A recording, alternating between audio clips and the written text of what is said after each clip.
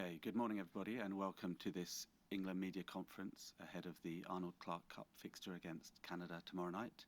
As you can see, I'm joined by Sarina Wiegman and Leah Williamson. Just a bit of housekeeping before we start. If you can raise your virtual hand if you want to ask a question, I'll come to you in turn, and you keep yourself on mute when you're not speaking. That would be very helpful, thank you. And we'll start straight away with Anton Toulouse from Sky.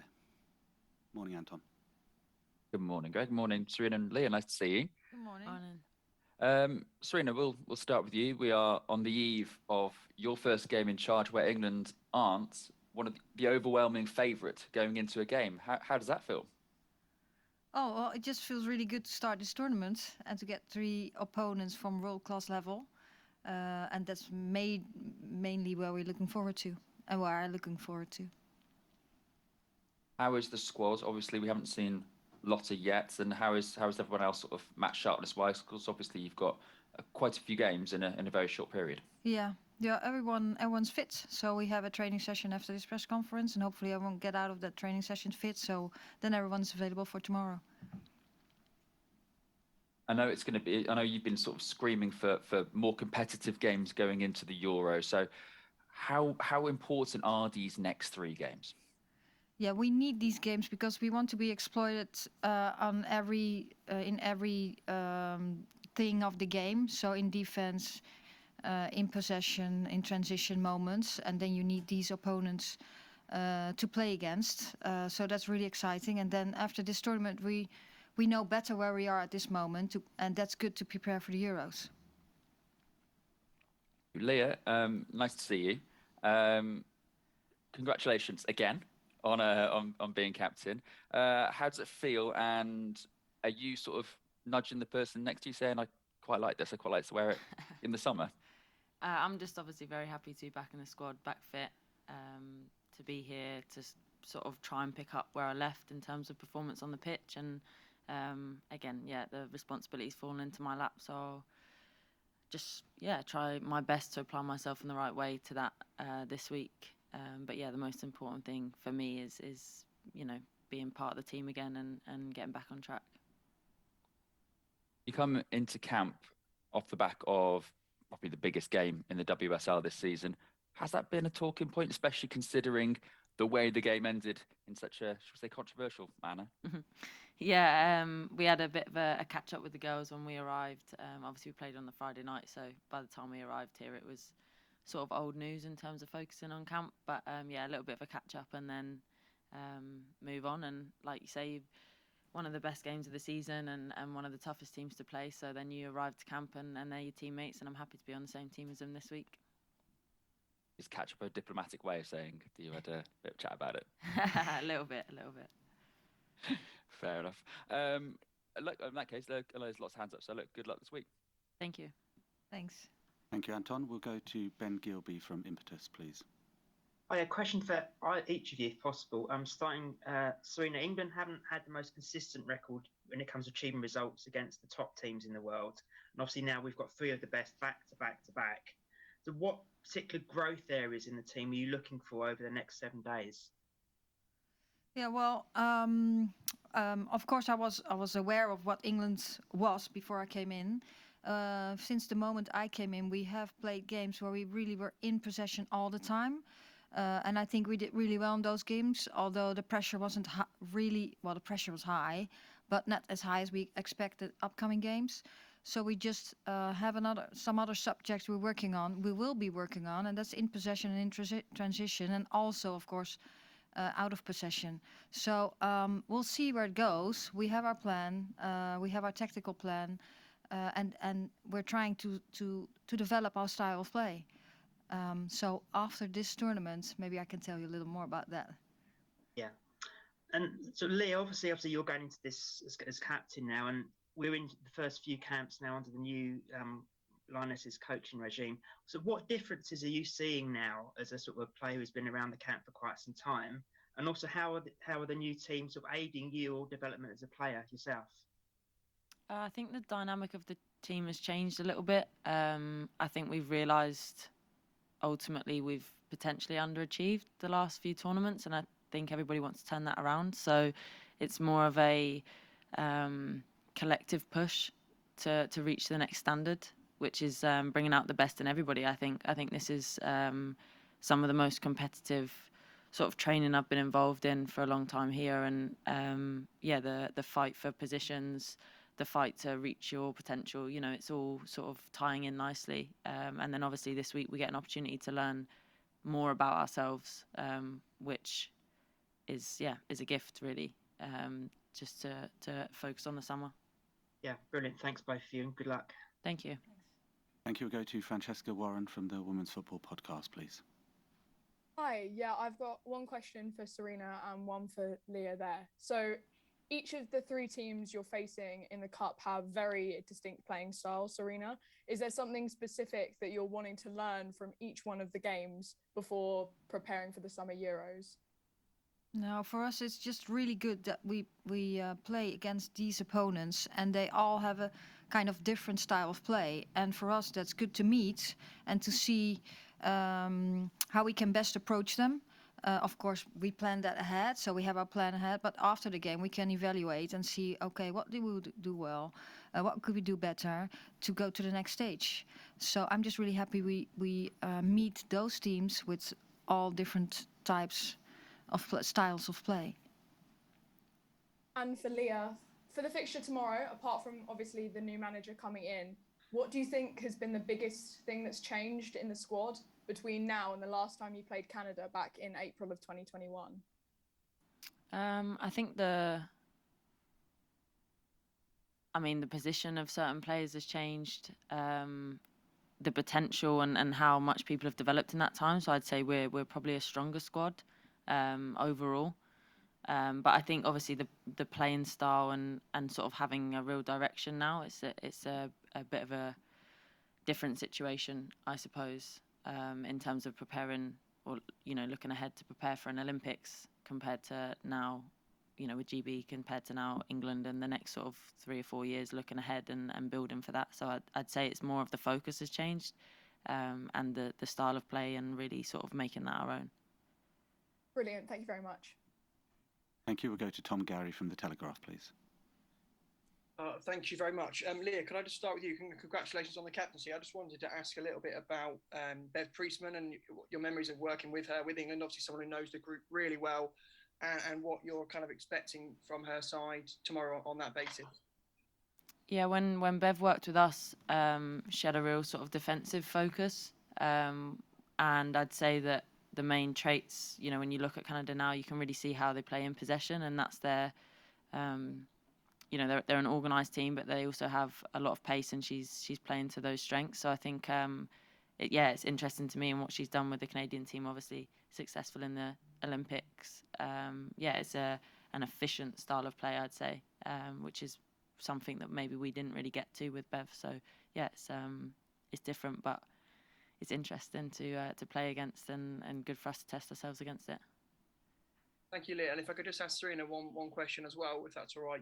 Sarina, I just wondered, of the three sides you're about to face, who do you think offers the kind of toughest threat for England over the next week and a bit? Yeah, that's really hard to say, because they all have their different types of play, styles of play, and I think every game is going to be hard, but they're going to have a hard time against us too. So yes, they have strengths. Hopefully we can also show their weaknesses in those teams. So ahead of this tournament, I don't really know who's going to be the toughest. Okay, thank you both for your time. Cheers. Thank you. We'll go to Damien Spellman from PA, please. Hi, Sarina. You mentioned earlier that these three games will give you a good idea of where your team is in terms of preparations for the Euros. You have to go into the summer believing you can win that tournament. Yeah, well, you when you go to a tournament, you want to win the tournament just like all other teams, and there are lots of teams that would be able or should be able to win the Euros, because the game has developed so much, and I think now more and more countries are the favorites in this tournament. It's going to be really exciting. I think the games are going to be again on a higher level than the tournament 4 years ago, or the World Cup, where the European teams played in too. So that's going to be really exciting. But I think we have a plan. We have this tournament which we really need to know where we are at this point and what we need to do to become better as an individual and as a team. And then hopefully I'm convinced that we're ready on July 6th, and then we should be playing at the best we can. Thank you. And for Leah, Lee, you missed the November games through injury. When you're looking on and seeing your team winning 20-0, I mean, what does that tell you about the team as opposed to what these next three games are going to tell you about the team? I think it's still, you can look at a 20-0 game and it seems very one-sided. I think it's still difficult to maintain that standard. You know, you still don't see it very often in terms of you can only play the game that's in front of you. And I think the girls did an outstanding job on that and were very clinical. But as we all know, these are the games that will teach us more about ourselves. That's more of a, you know, an attacking, you're in possession the whole time. This is going to expose us to everything. And like Sarina says, it's an opportunity for us to show our, you know, find out where our real strengths are, and also where we may need to just tighten up a little bit. So you learn a lot more about yourselves in these fixtures, and these are the ones that the girls want to play in. Thank you. Good luck. Thank you. We'll go to Molly Hudson from The Times, please. Hi, a question for the both of you. We spoke to a couple of the players yesterday, and they were talking about the stability in the camp. And I suppose, particularly for you, Leah, since the last time we played Canada, there's been a lot of changes in kind of that period. But now it feels like there's quite a good base that England go into this tournament on. How important is that for you as a player, and I suppose, Sarina, for a manager to have that stability as well? I think that's what I mean about the direction. You know, when you have a direction and you have something ahead of you that you know you're working towards, it's a lot easier to work on yourself in between, which as a player gives you a lot more clarity and a lot more, I'd say the direction is the main thing, that you know where you're going, you know where you want to get, and then it's about what you do.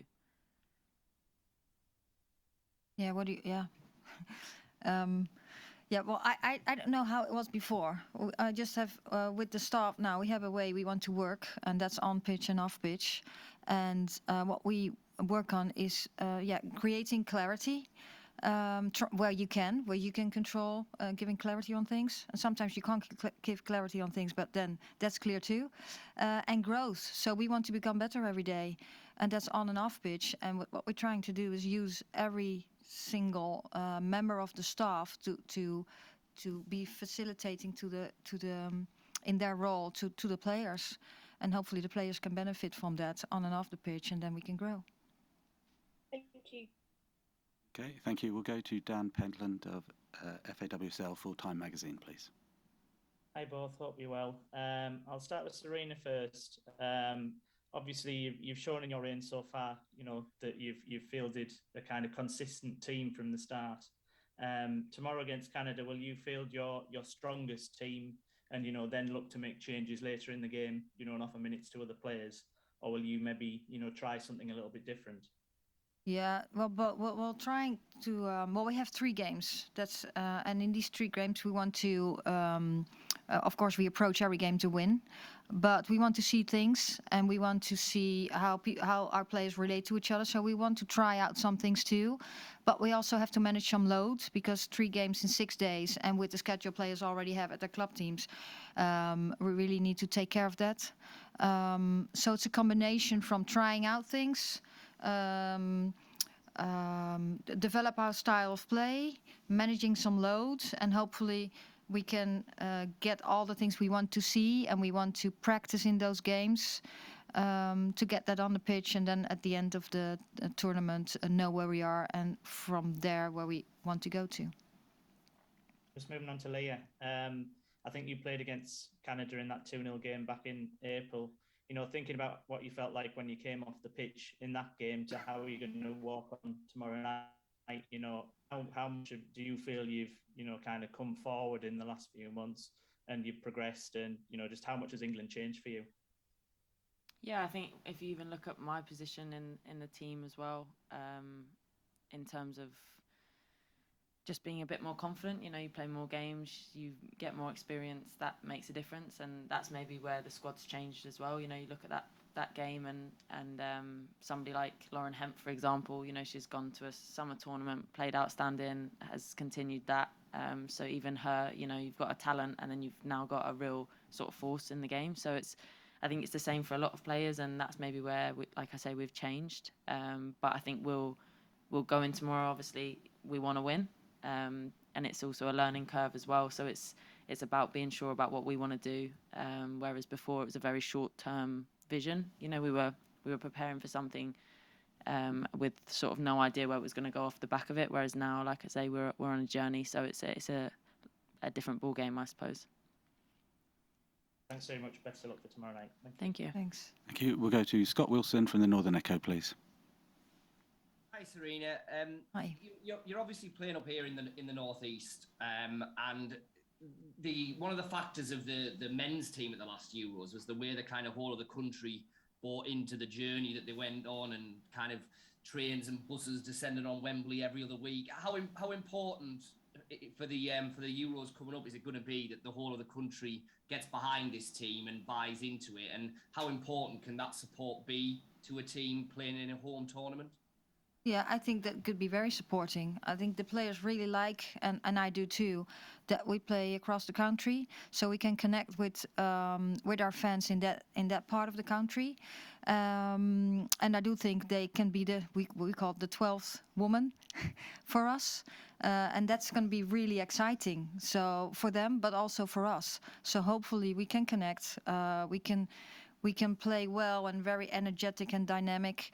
So the fans have fun to watch us, and hopefully that will stick, and that they really enjoy the Euros too in the summer.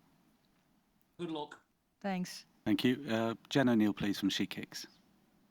Hi, Leah. You've played in the She Believes Cup and won it, and you've seen how the US players felt like they owned that tournament. They were entitled. The Arnold Clark Cup is in England. Does it feel like your tournament? Yeah, I think it has to. Like I say, it's perfect preparation for the summer. We have a home tournament in the summer, and this is like the perfect little preparation for that, and a little taster for everyone. I think the US did it so well, where they got everybody on board. As we just touched on, getting everybody, pulling everybody on the journey with us for the summer, so they're as excited as us. But yeah, 100%, we have to. We're going into the tournament to win it. You don't enter one not to. So, yeah, it's the first one. We'll see what happens, but we definitely want to make it ours for sure. And Sarina, it's a very simple question. How much should we read into the results over the next 3 games for England? Well, as I said, we approach every game to win. But whether it can go both sides, because she plays such good opponents. So you can win, you can lose. But we know what we're working on, what we want to develop.